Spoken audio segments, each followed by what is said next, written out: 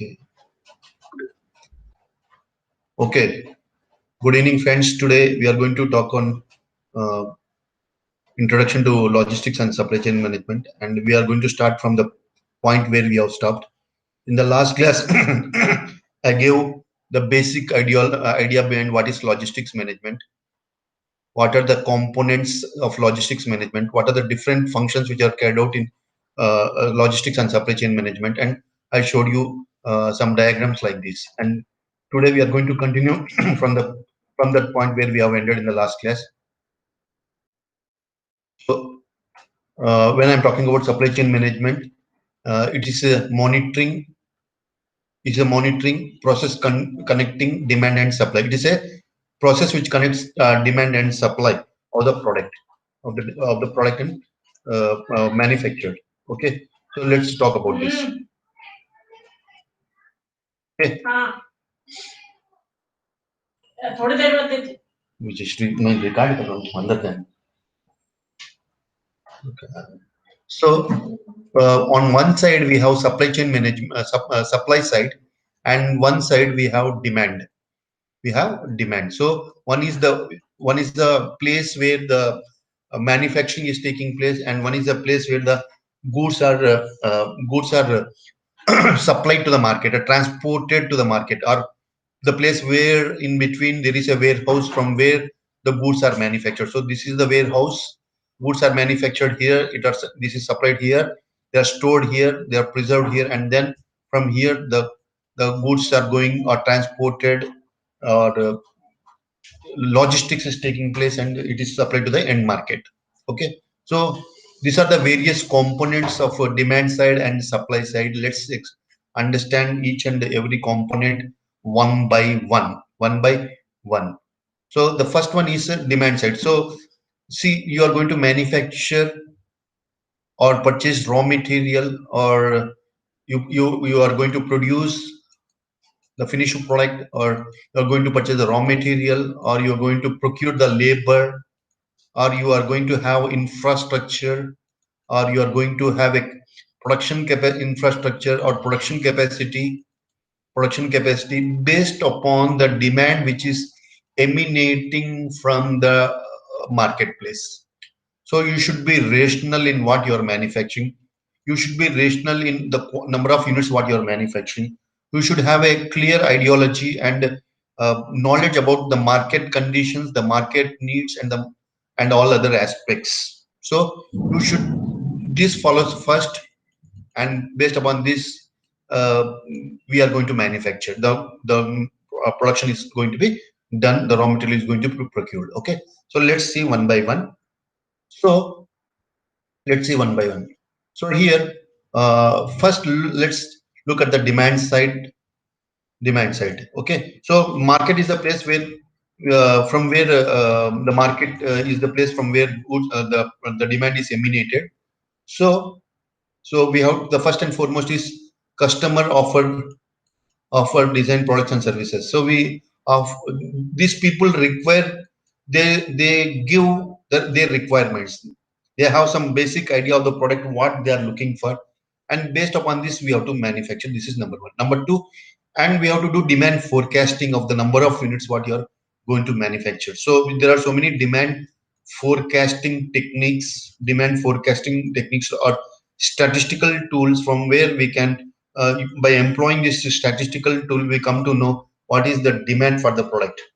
It can be based upon the historical data, and on the basis of by adopting regression and other particular tools and methodology to find out the demand for the product. So for example, so for the year 2019, for the months of January, February, March, April, so on and so forth, for that 12 months, what was the demand and what was the production, what was the sales, and based upon this we construct what is the total likely demand for the months of 2020, starting from January, February, March, so on and so forth.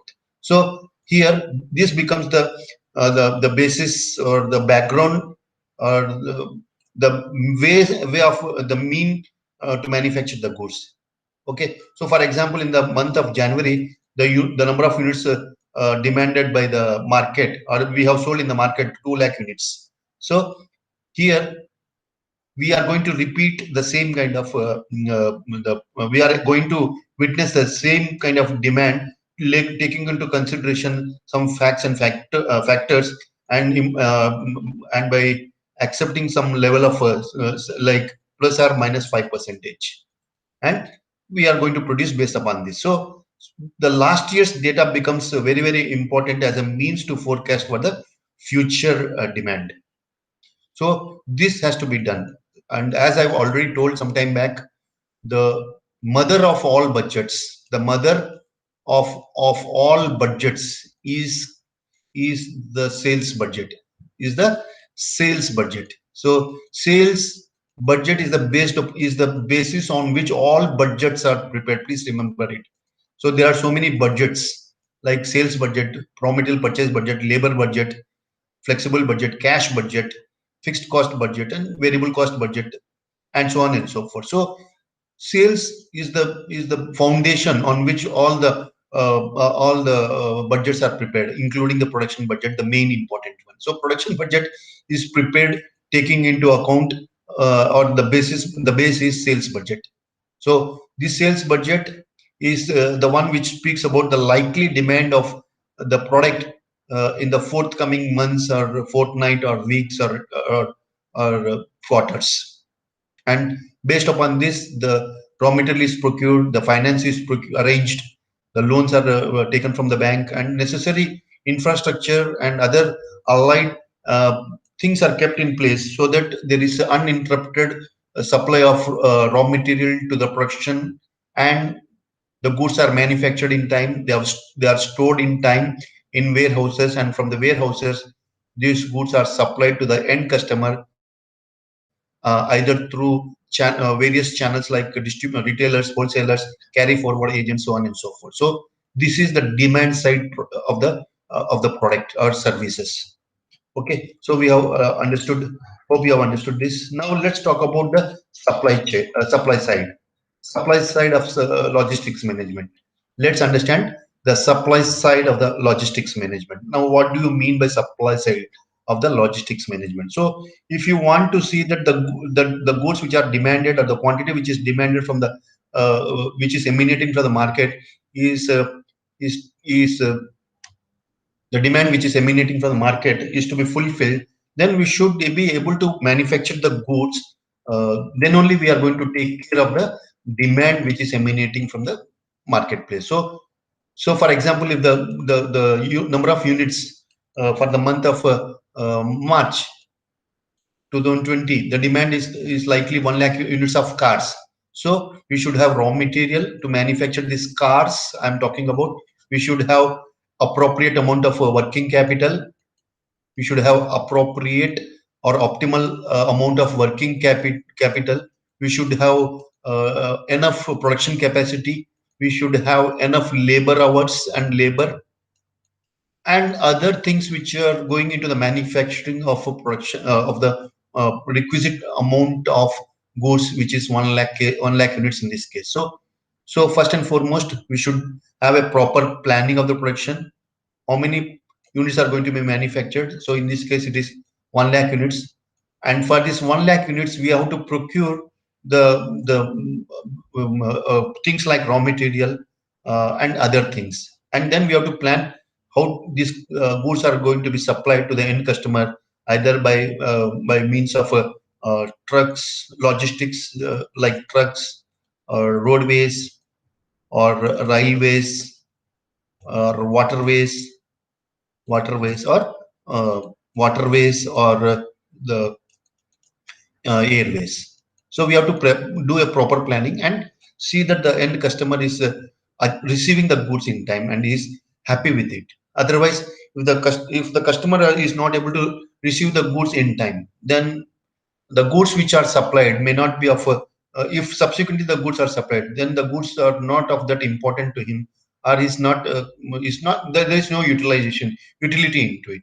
So Also we have to plan for all these things, how we are going to see that these goods are stored properly and it is reaching the customer in time, and what is the mode of transportation which is going to be adopted. So when I'm talking about supply chain management, it is a process of monitoring that which connects the demand side and supply side of goods and goods. So this is a basic understanding about supply chain management. Supply chain management. So let's look some of with this kind of background and understanding about the supply chain and logistics management. Let's see some of the few definitions which are put forth and propagated by famous logistic management gurus. So let's see this. Managing upstream and downstream value added flow of material, final goods, and related information among suppliers, company, resellers, final consumer is supply chain management. Okay, let's look part by part. Managing the upstream and downstream. So upstream can be the finished goods which have to be supplied to the market in time. It can be after sales service, after sales service, etc. So when I'm talking about upstream, for example, this is let's talk about the structure of a company by name Bajaj Auto. So Bajaj Auto, here we have raw material, and we here we have work in progress, and here we have finished goods. So this is the first stage, this is the work in progress stage, and this is the finished goods stage. So probably this will form the upstream part of the logistics management or supply chain management, and this is the downstream or something below it, and this is something about. So here when I'm talking about goods like two-wheelers which are supplied to the market and upstream, it is the finished goods which are supplied in, should be goods which are manufactured and supplied. Number one. Number two, it can be after sales service and all that stuff. Okay. Whereas when I'm talking about downstream activities, it can be like procurement of raw material, everything should be in place so that the raw material is converted into finished goods, all that stuff comes into picture. Okay. And here, so added flow of material, so like work in progress. So work in progress is the that stage of the production where the goods are in the intermittent stage of production and they are not final goods. So final goods are manufactured, and related information among suppliers, related information is supplied to the raw material or suppliers. So suppliers are told to or passed message from the production that, or from the purchase manager, that we require this much of raw material, this quality of raw material, this quantity of raw material at this time, at this particular place, and so on and so forth. So the quantity and the quality is described by the company, by the manufacturer to the supplier. So information flow also is a part of your logistics and supply chain management. Next one is this is one definition, and final consumers. So final consumers are the people who are going to consume and who are going to give a feedback like how is the product, whether they are happy with the product or not. They are going to give a feedback about the quality of the product and other aspects. And based upon this, we are going to manufacture the products in the future. So this is one definition of logistics and supply chain management. Now let's look at the other definition. The other definition is supply chain management is the systematic strategic coordination of the traditional business functions and the tactics across these business functions with a particular within a particular company and across businesses within the supply chain for purpose of improving the long-term performance of the individual companies and the supply chain as a whole. So in the last class, if you remember, this was the picture what I showed. These are the different functions which were carried out in fragmentation. Okay, you can look at my previous video where I described all these functions. Okay, and all these functions put together or were adjusted and put under the head materials management, warehousing, physical distribution, and then for eventually sometime later the word logistics management came into picture, and then it was reframed to supply chain management. So these are the functions which are carried out in supply chain management. So these are the things what this particular author is talking about. The guy who has put forth this definition. This is nothing but coordination of the traditional business functions like purchase management, stores management, inventory management, and other aspects, order processing, and other aspects, so that uh, the long-term sustainability of the company is ensured, and the company survives and grows and prospers in the future. And all the individual companies are doing uh, thoroughly well for and prepared to fight in the competition in the market. Now, another definition. This is a very lengthy definition. Let's talk part by part. This particular definition was put forth by Heinz. Supply chain strategies require a total system view of linkages in the chain that work together efficiently to create customer satisfaction. So I told you there are so many chains. For first chain is vendor identification. You have to find the vendor who can supply or locate the vendor who can supply raw material to you in time, in quality, in quantity also. For example, in times like festive season, there is a huge demand for the product, and the supplier is not able to supply the raw material. So this is a very precarious situation. So the vendor should be identified in such a way that we can locate him, we can understand him, we can understand his capacities and all that stuff. And what is the quantity, quality, and other aspects. And it even talks about vendor rating. We have to rate the vendor and eliminate them if the ratings are below par. So this is the first stage. And next stage is process the order. For processing the order, what you have to supply to the market, you have to procure raw material and store it. You have to inspect it for the quality. So that is what this definition is talking about. Store it and then issue to the production manager in time.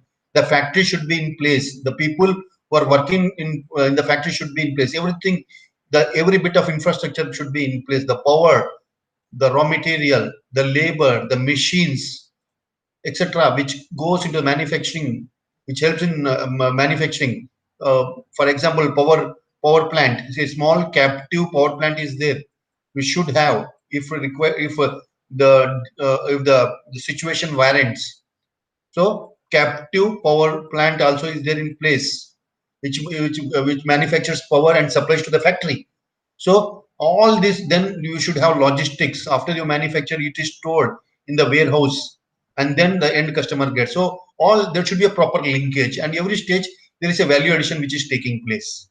So the end customer should be able to get the product of right quality, of the right utilization with right value and price. And he should, this particular chain of activities should be able to create customer satisfaction at the end of the delivery to the consumer. Hope you have understood this part. Now, as a consequence, cost must be lowered throughout the chain by driving out unnecessary costs and focusing attention on adding value. So this is very, very important part of our supply chain management at every stage. So this also there is a expenditure incurred. Here also there is an expenditure incurred. Every stage there is an expenditure. Logistics is an expenditure. Transportation is an expenditure. Raw material procurement is an expenditure item. It's a cost item. Storage and warehousing is a cost item. Insurance of the final product and the raw material is a cost item. Every stage of the supply chain management link, there is a element of cost involved into it. So the whole purpose of supply chain management is identify what are the costs incurred at every stage of the supply chain management, and try to identify whether there is a possibility of cutting the cost or controlling the cost and giving value addition to the product, and value addition to the finished product, and a value addition to the customer. So this is one part of it. So this is one part. Up to this one part. Next, from here to here, this is a second part. Third part, through efficiency must be increased, and bottlenecks should be removed. So efficiency should be increased. For example, we have something called as labor efficiency. We have something called as labor efficiency, labor training, labor training, labor training, or manpower planning. So efficiency speaks about uh, what is the output from as far as labor is concerned, what is the total output in a particular duration of time, output during a particular duration of time. So the time should be optimal, and the duration, the number of units what is going to manufacture should be on a higher side. So number one. Number two is bottlenecks. So if there are any bottlenecks, for example, raw material is not supplied to the production manager in time, so this is one bottleneck. Or labor is inadequate amount of labor is there, this is a bottleneck, or a situation where your production comes to a standstill. So all the bottlenecks which are probably going to hinder the production process should be identified in advance, in prior, and then all this should be addressed, so that there is no bottlenecks or problems or stoppages in the production. For example, in there is a power cut during a particular day of the week. So at that time, whether proper power captive consumption, the company is able, the factory is able to have a captive consumption or production of power within the factory. Do we have the power generating capacity? So all these have to be identified, and the bottlenecks have to be minimized or eliminated in the production process. So this is another one. And performance measurement must focus on total system efficiency. So performance management, again, this is a big chapter.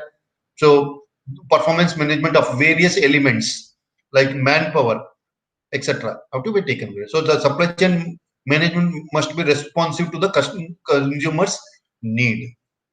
Next one, another definition which is given forth by Lambert is goes like this: global supply chain form. Supply chain management is the integration of key business processes across the supply chain of the for the purpose of creating value to the customer and the stakeholders. So this is very important. Okay, I will give some small examples. So when I'm talking about so already I've talked about integration of the key functions or the processes like raw material, production, labor. All these are all key functions. Labor or packaging, transportation, or quality inspection,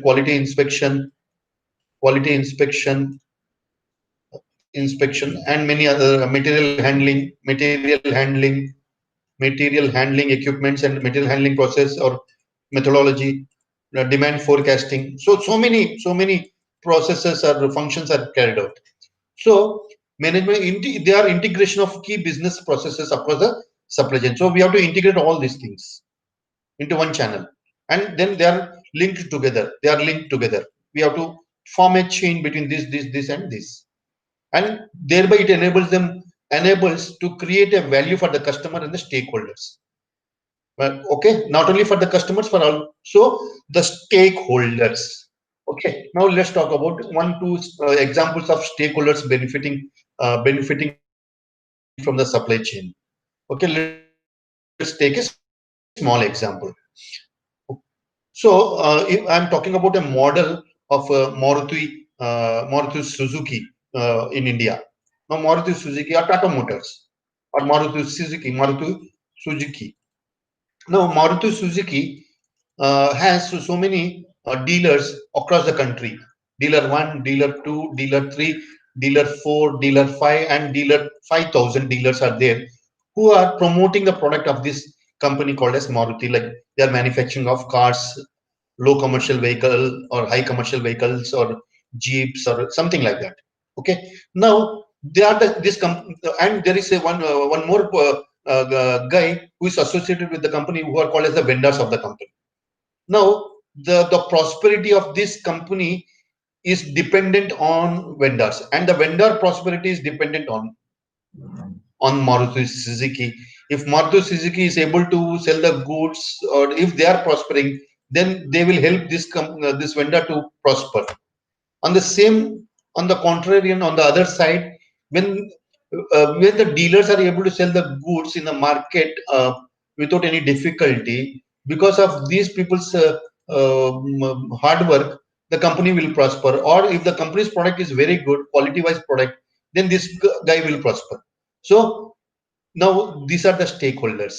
Even the people who have lent money, like bankers or commercial banks, commercial banks, commercial banks, or we call it as financial institutions, or people who have deposited money in the company in the form of fixed deposits, bonds, and debentures. They have invested money, and they are also a part of supply chain management, because whenever this company requires working capital or loan or money or capital, these are the people who are going to supply the money required for smooth conduction of the business processes. So the prosperity of Maruti Suzuki is same as that of the prosperity of stakeholders. The stakeholders will prosper when this is Maruti Suzuki prospers, or Maruti will Suzuki will help in seeing that these people are successful, or they are able to be very happy. So this is one part of the definition. This is one part of the definition. Now next one, the next one, another definition. Another one important thing what I forgot. Now here, if this Maruti Suzuki is giving dealer commission, this commission structure should be optimal, reasonable, acceptable in the market by the dealer. If they are paid peanuts, then they will not promote the product. So the prosperity of Maruti Suzuki is in the hands of the dealer, and the dealer's prosperity is dependent on Maruti. Next one. Another definition of a supply chain management, as put forth by Mentzer in the year 2000, is supply chain as opposed to supply chain management is a set of organizations directly linked by one or more upstream and downstream flow of products and services, finances, and information from a source to a customer. So already we have spoken about upstream, downstream flow of products, services, that is the service, after sale service, finances. They already spoke about the people who are going to supply or make available timely availability of finance and information from the customers, as well as the raw material guys. So managing a supply chain is a supply chain management. Now another definition: supply chain management softwares include tools or models used to execute supply chain transactions, manage supplier relationship, and control associated business processes. So I will not go into the definitions. So you can read it for yourself. Another last definition I will take. So many definitions are there, and everybody has their own definition which they have put forth. But some of them are very elaborate, some of them are very concise, some of them are very informative, some of them speaks a volume about integration of various business functions. So supply chain event management. So this is supply chain event management is considered all is a consideration of all possible events and factors that can disrupt supply chain. So if any element is going to disrupt the supply chain, then this is a event management. This which you have to take care of it. So with supply chain event management, possible scenarios can be created with solutions device. For example, I told, if there are any, if you can identify any difficulty in the supply chain management, for example, Tata Motors and MRF. MRF is in Chennai. MRF is in Chennai, for example, and this is in Pune. So from if guy is giving order or placing an order for tires, here you have to identify at this end, from here to here, what are the difficulties in procuring the raw material. Maybe this guy may be running short of raw material, or the capacity is inadequate, or there is a problem in the form of transportation, or the lead time is very high. So all these things you have to take into account. Now what do you mean by lead time? So lead time also is very important concept in inventory management, which is again a part of your supply chain management. Lead time is nothing but the time taken to replenish the raw material once you put an order to the uh, the supplier. For example, MRF is there and Tata Motors is there. Now this guy has put an order to this guy that, sir, I require 1 lakh units of tires for my production of finished goods, which is cars. Now, this particular order was released on 1 1/9/2020. So now this guy will not be able to supply it within 1 minute or 2 minutes or 1 hour or 2 hours. This guy has to procure raw material for this many number of units. He has to see that there is a labor in place, there is a factory infrastructure in place, and then he starts manufacturing, and then through logistics he is going to supply the goods to Tata Motors in Pune. Probably it will take almost 1.5 months. So this 1.5 months, this is 15. I will call it as 15 October 2020. Is going to get the raw material in his factory. So this is called as lead time. What is the time that has taken from this stage once the order is released by the owner, by Tata Motors, and what is the time he is receiving it? So this is called as, so 45 days. If you are not planning and you are running short of raw material, then you are in big trouble. So 45 days of raw material should be kept as safety stock. So safety stock also is an important component of our supply chain management. Now let's look at some more fields within logistics. So many fields are there, or functions are there in logistics, which can be divided according to some authors into four particular categories. One is procurement logistics, one is production logistics, one is distribution logistics, and one is disposal logistics. So another way of dividing the different functions which are carried out in supply chain management or logistics management is procurement logistics. So procurement logistics is raw material has to be procured, labor has to be procured, capital has to be procured, goods have to be procured, components have to be procured, machinery has to be procured, machinery has to be procured, machinery which is required to manufacture the finished goods. If there is any problem in the machinery, then you should see that engineer comes and rectifies the problem, so that the problem is rectified immediately, and then the production is taking place. There is no interruption in production of finished goods. So procurement of raw material, procurement of labor, procurement of human resource, training of human resource, procurement of goods, procurement of components, nuts, bolts, and other things form a part of logistics and supply chain management, which is called as procurement procurement logistics. Now let's talk about production logistics. Now what do you mean by production logistics? So production logistics again is, I will tell you in short.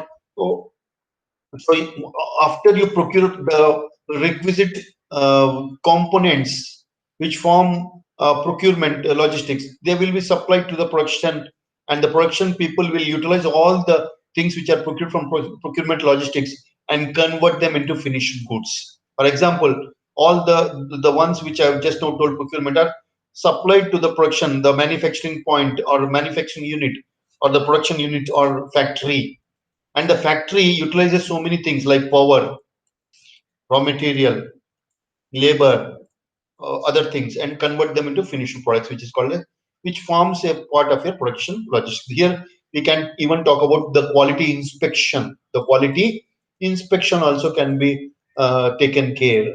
So we have to see that the goods are manufactured to the quality what is anticipated, expected, and other things from the customer's point of view. So after you manufactured, next comes the distribution logistics.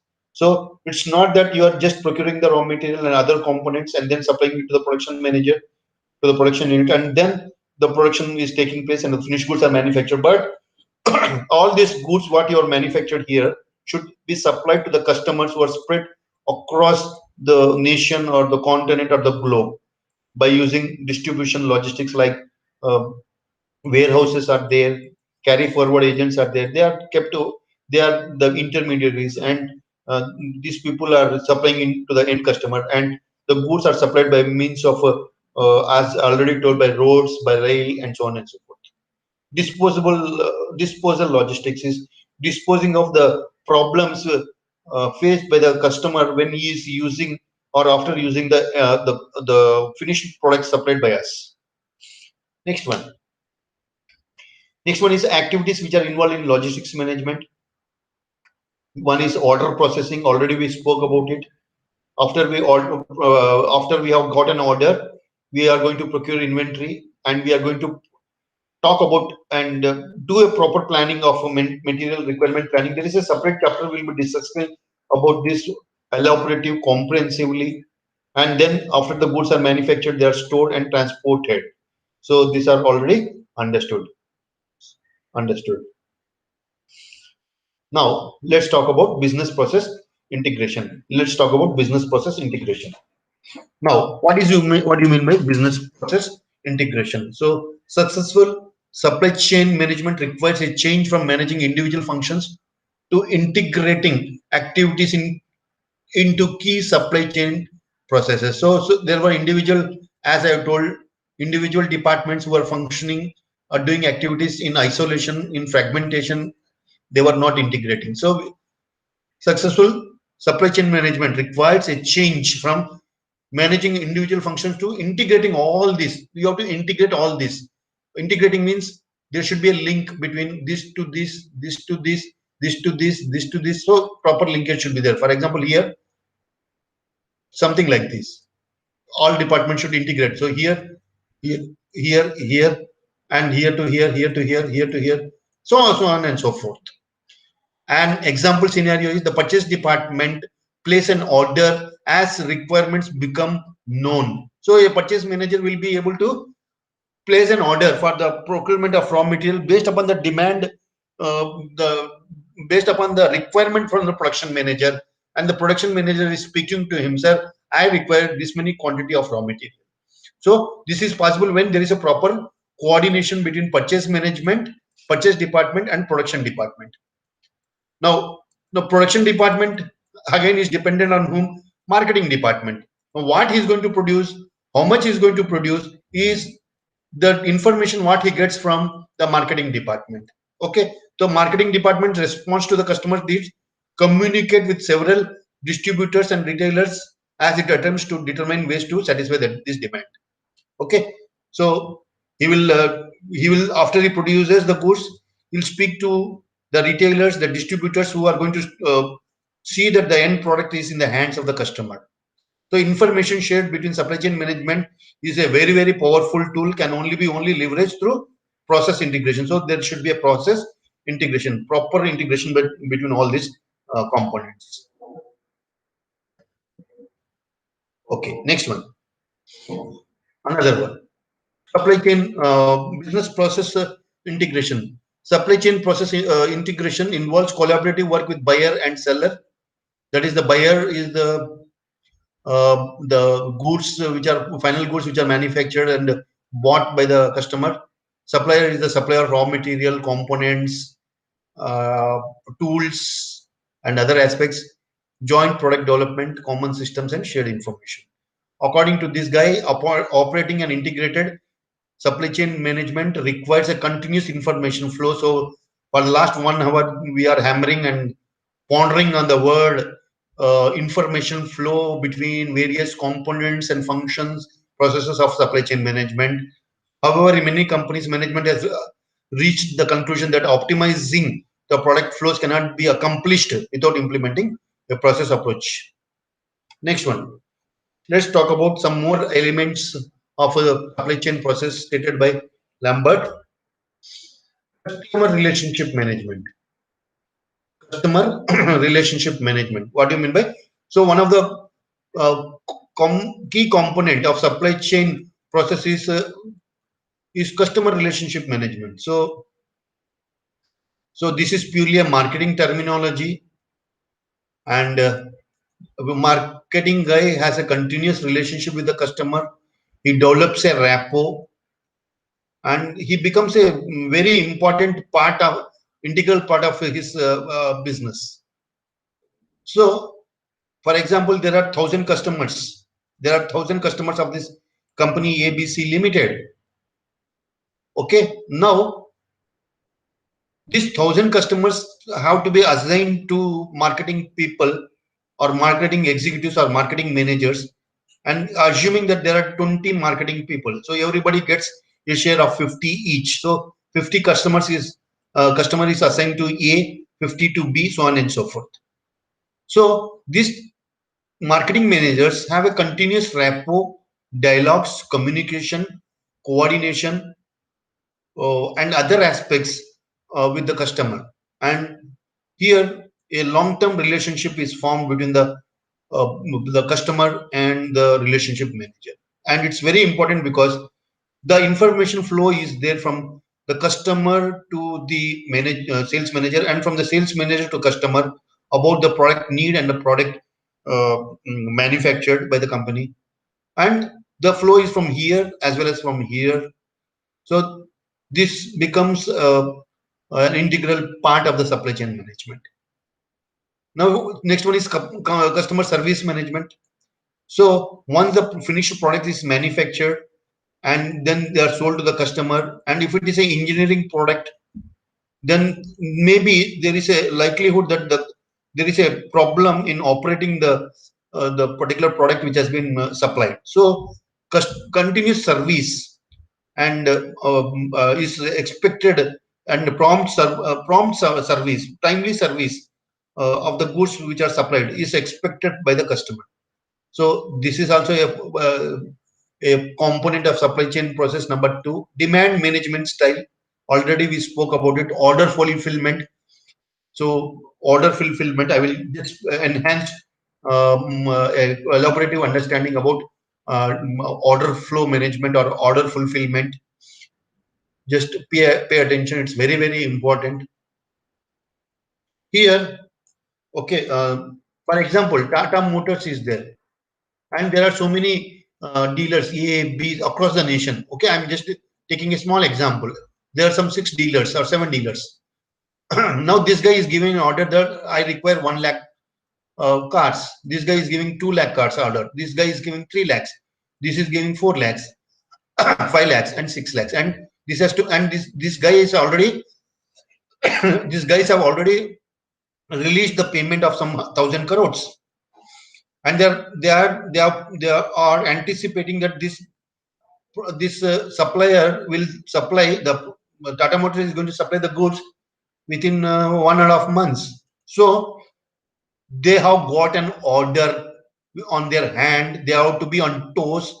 They have to complete this order, and they have to execute the order, and they have to do a proper planning and time management so that these goods are manufactured in time, stored in time, warehoused in time, and transported to the end customer in time, so that these customers can supply to the end customers in time. So it's a big task ahead. Manufacturing flow management, supplier relationship management. I told already about suppliers relationship management. So those guys who are supplying the raw material, there are, for example, in the manufacturing of a big car, 1,000 components go into the manufacturing, and there are almost 2,500 vendors. So these vendors are the guys who are supplying the raw material, so their payment should be released. Then only these people will be able to uh, uh, produce the raw material, else they will not be able to produce the raw material. Next one is production development and commercialization. You have to produce the goods, and so on and so forth. And last but not the least, returns management. Returns management. So there are some other components which go into the critical understanding about the components of supply chain management, like customer service management. We have seen that, procurement, production development, physical distribution, outsourcing, performance management, and warehousing, and many other aspects. So at this stage, I'm going to stop, and thank you so much for patience listening. Thank you once again. Thank you so much.